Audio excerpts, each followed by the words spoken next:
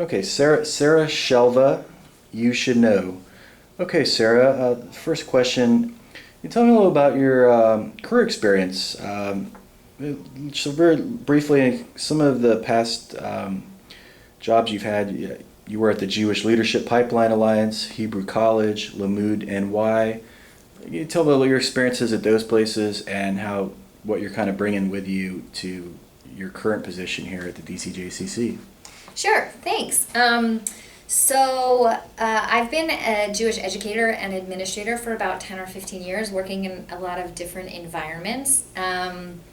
So you mentioned Limu, New York. I was the executive director there. I worked with the board, and I worked with over 100 volunteers to put together a conference for an intergenerational pluralistic conference where Jews came out of the city, out of the place they lived, and went on retreat and did all kinds of learning together. And it was just an amazing, wonderful, joy-filled experience. So I loved that work. And then you also mentioned Hebrew College. I was the director of enrollment management at Hebrew College, where I oversaw the Office of Admissions for all of Hebrew College's programs.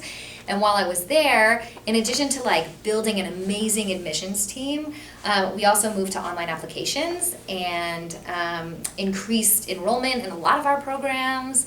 And it was just a wonderful experience to sort of be in an institution that was both kind of like a really academic sort of ivory tower place, but also a community institution that provided education for, they ran a Prose Door, which is kind of like a intellectual Hebrew high school, and it was on a hill in Boston, and it was also a wonderful experience. I got to work with a mentor and a colleague and a friend, Rabbi Danny Lehman, who is just a visionary in the Jewish world, a real inspiring leader, so that was cool. And you mentioned that just before this, you were hired here at the DCJCC, you were involved in yoga. Could you talk a little bit about that? Sure. So I sort of left the Jewish community for a couple of years and worked on, I got trained in Bikram yoga, which is a hot yoga style that comes out of the Ghosh lineage, which is a particular school of yoga, and out of Calcutta in India,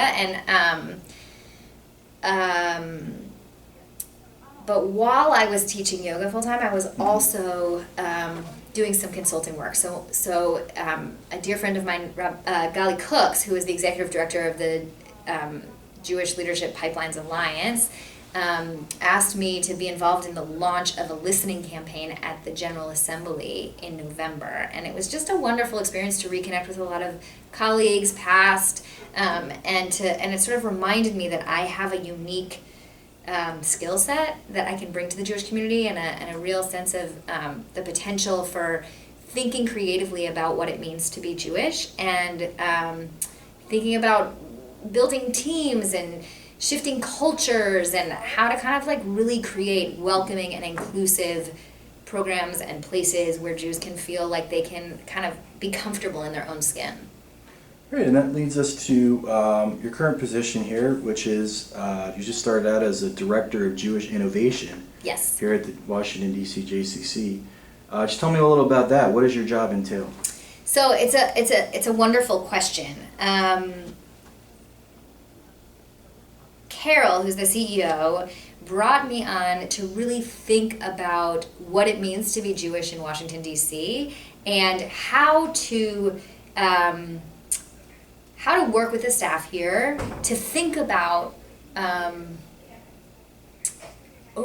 connecting Jewish values to universal values so that people are already living meaningful Jewish lives, right, out in the world, but sometimes they don't actually know what the Jewish values, that what kind of decisions they're making, that those decisions, they're already Jewish, like a commitment to education and a commitment to family. There's all kinds of things that people are making choices in the modern world, and those are really Jewish choices. And part of my job is to make people, not to make people, but to invite people to think about those Jewish values and allow those Jewish values to be anchoring for them and grounding for them, and to help the staff engage in really interesting and creative programming around Jewish values and Jewish ideas. Great, and what are you most excited about in your new role? Well, I'm thrilled to be working with the staff here. I think there are a lot of amazing people that work here and that take their commitment to the Jewish people very seriously, and their commitment to culture very seriously. You know, what it means to be working in an arts institution in DC is like a very exciting thing to be doing right now. And the time, DC is changing so much. It's such a vibrant and dynamic city. It's so diverse, and it's just amazing to be able to be with an institution that has such an incredible history. And such a strong community of people who care very deeply about the arts and about their Jewish identity, even as their Jewish identity, like they may not be able to articulate what it is, like how they're Jewish in their everyday life, but I'm thrilled to be thinking about that and thinking about helping people do that. And what do you see as maybe some of the biggest challenges that in this position, or what do you see as maybe a challenge?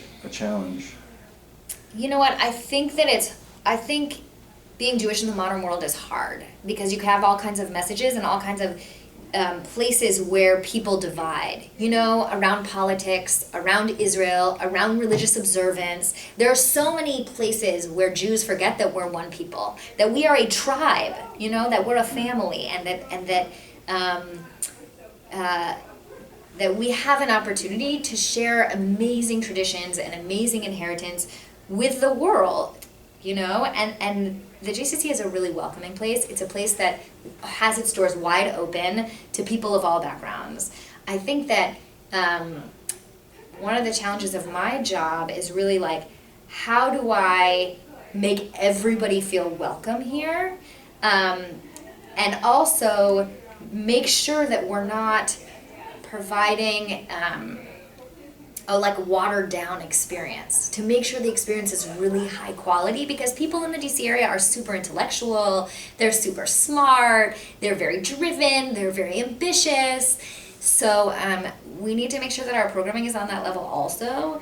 And it has to be welcoming, but it also has to be deep. Like, we want to have deep, meaningful Jewish learning here.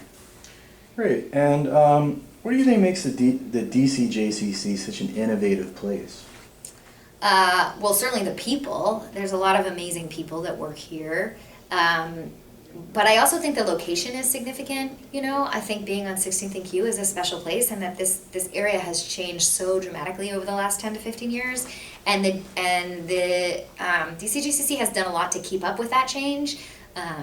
Our arts programming, our film festival, the music festival, like things, the upcoming literature festival, like as we're planning, it just sounds amazing, you know?